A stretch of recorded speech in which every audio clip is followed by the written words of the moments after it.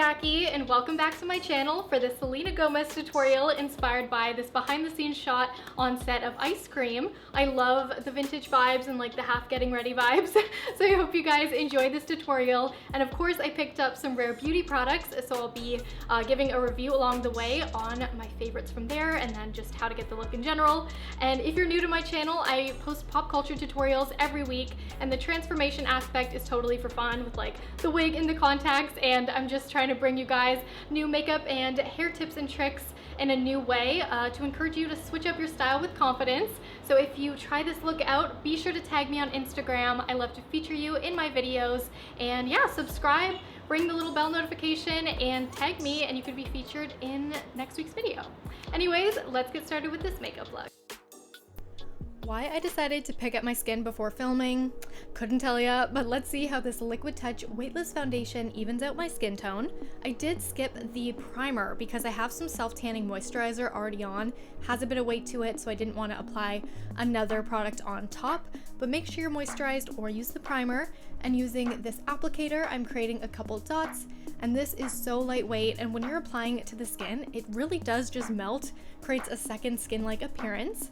And it feels like a serum, so you do shake it before applying to make sure the ingredients are mixed, and it doesn't seep into pores or fine lines. Like, this is my new favorite foundation, lasted me all day. And as for medium to high coverage, I would say it's more medium coverage. I do have a couple dark spots on my skin, and after one layer of foundation, you still could see that through it, but I personally don't mind that. I think the foundation looks really nice and evens out for the most part and looks very natural. So I would prefer that over high coverage. I'm not even gonna use the concealer because I really love the finish of the foundation. So instead of going in with higher coverage, I'm using a second foundation because I did buy two. I've heard such good things about the foundation. I wanted another shade for my pale winter skin that's coming, and I added this on the high points of the face and in areas I wanted to brighten up. The foundation is soothing and nourishing. It really does feel like skincare. So if you're frustrated with your current foundation and you find it's cakey, like, try this one. It's really amazing. And you can make this like more of a tinted moisturizer if you add a luminous primer like from Rare Beauty, or just any moisturizer, but I loved the coverage as it is. And now that I've blended that out and have some more dimension with the highlight there, I'm going to powder. I just bought the products from the line that I was super interested in as a consumer rather than like the full collection. So this is one of my favorite powders. It's from Hourglass, and I recently bought the Kendall and Kylie blotting powder and I just never grabbed for it. So I didn't want to get another like blotting type of powder, but I did love the case. It has such a vintage feel, so that might be the next product that I pick up. And I watched Selena Gomez's Vogue Get Ready With Me, and she used the Benefit Hoola bronzer, so I'm applying that as well. Also, I hope none of you are commenting about how bad my hairline looks. Hopefully this bronzer will make it look a little less noticeable, but I put all the curlers in my hair, and then my baby hairs were like blonde and it just looked really awkward. So I added shadow, but the hair was already pulled upwards, so I couldn't blend like actually in the hairline because it was just pulling. So anyways, ignore that. Then I'm going to take the bronzer and I'm going to add a V shape on my chin to make it a little bit sharper. And time for the nose contour. This is a Revlon brush from a cream eyeshadow. I use it all the time. It's so random and I love it for contouring. So I'm bringing in some sharper definition to my nose bridge, connecting to the eye socket and fading out, and then just dusting a bit of that bronzer above the tip for a cute button effect. Then I'm adding some divots like Selena for more structure, and of course contour however you like to. My nose doesn't have that much shape, so I can kind of do whatever to it. I just, you know, do whatever I want on that day. And then we have the Soft Pinch liquid blush from Rare Beauty, and I picked out the shade Joy.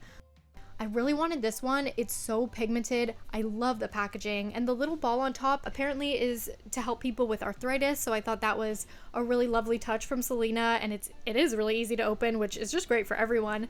And I took most of the product off the applicator and applied to my cheeks. And first I tried to blend it with my fingers, but since I already powdered and everything, the oils from my fingers kind of lifted all the work I did and made it look a bit patchy. So not the product's fault. Sometimes you can use cream over powders and it's fine, but with fingers, it's a no-go. So I stippled on the other side and it was really wonderful. I love the pop of color, so I would just recommend not to use your fingers if you do your makeup in a similar way when you do your blush last. And then for brows, I am going to subtly fill mine in with my favorite brow pencil, the Precisely My Brow in shade 5. Like Selena's shape, I'm bringing up the top of my brow to be a bit higher, and then I'm creating a soft arch and filling in any sparse areas. I did pluck a couple because I never do, and I thought it would look nicer with a bit of a cleaner brow. And Rare Beauty does have a Brow Harmony pencil and gel. I just love the fine tip from Benefit Precisely My Brow, so I don't think anything will replace my favorite for me. But let's move on to a quick eyeshadow look, which is just going to polish the eye with a matte brown connecting the nose contour to above the crease in a rounded shape, dipping down into a faded outer corner wing in a soft V.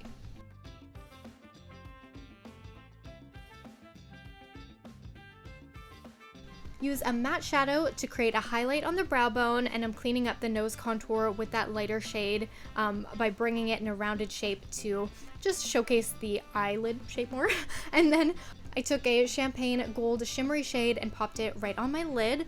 I do wish I used a little wetness on my brush so that this popped more, but I'm just going to add a little more dimension to the eye with a deeper warm brown in the crease and under the outer corner bottom lashes.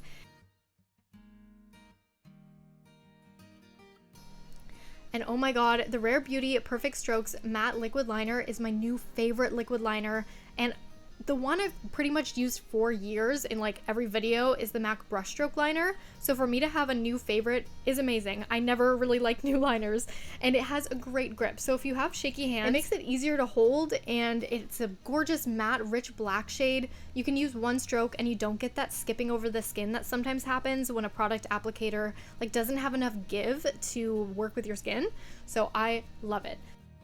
And then once I have the wing how I like it, I'm going to drag that liner and connect it to the center of the eye and then fill that in. And then I go and press the applicator from the inner corner to the center of the lid along the lash line, and this applicator makes it really easy. That's all you gotta do. It's definitely waterproof. I wore it through a humid New York day, and you guys will see this product every time I do a bolder liner look. It is really great. Deepen up the eye with a liner if you want a little bit of a bolder look. This is the Charlotte Tilbury pencil liner, and I'm tight lining as well as bringing in some to my bottom lash line. And I picked out some lashes. This is from a brand called My Lash Wish, Canadian brand, and I love their lashes. Boom, definitely adds a glam factor. Little bit of mascara on the bottom lashes to blend everything together.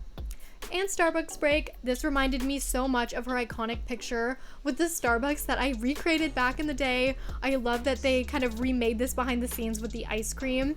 And my go-to drink right now, not that anyone asked, is the pumpkin spice iced latte. I just had my Starbucks, and then we're gonna move on to the Lip Souffle Matte Lip Cream.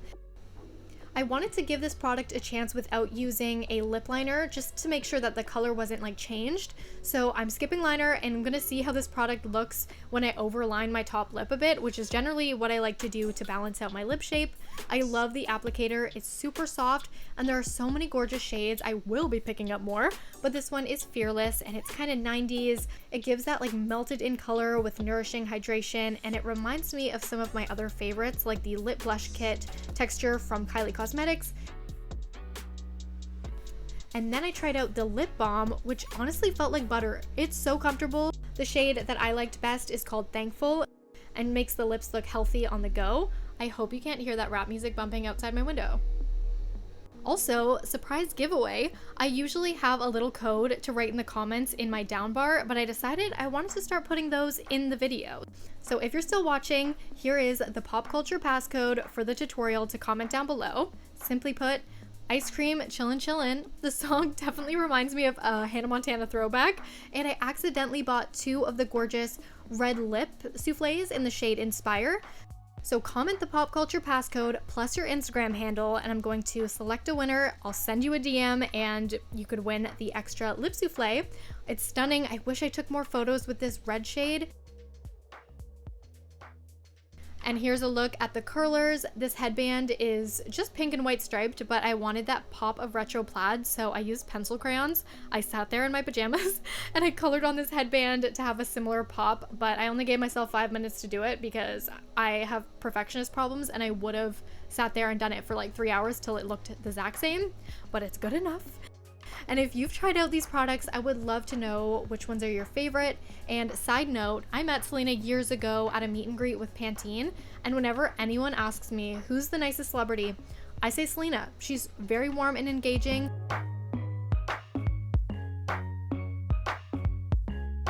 Okay, for my hair, it's actually a wig, and then I just styled it with some rollers. Everything that you see, like the earrings and the shirt, will be linked down below if you are looking to get the look. And if you're looking for more beauty inspiration to keep on watching, we have a Kendall Jenner tutorial that I recently uploaded, which is another soft glam look. I actually wore this wig in it. And then if you're looking for something maybe more vintage and you like the retro feel of this style, you might like this Jean Shrimpton recreation from one of my favorite ads. So keep on watching, and yeah, I'll see you guys in my next one.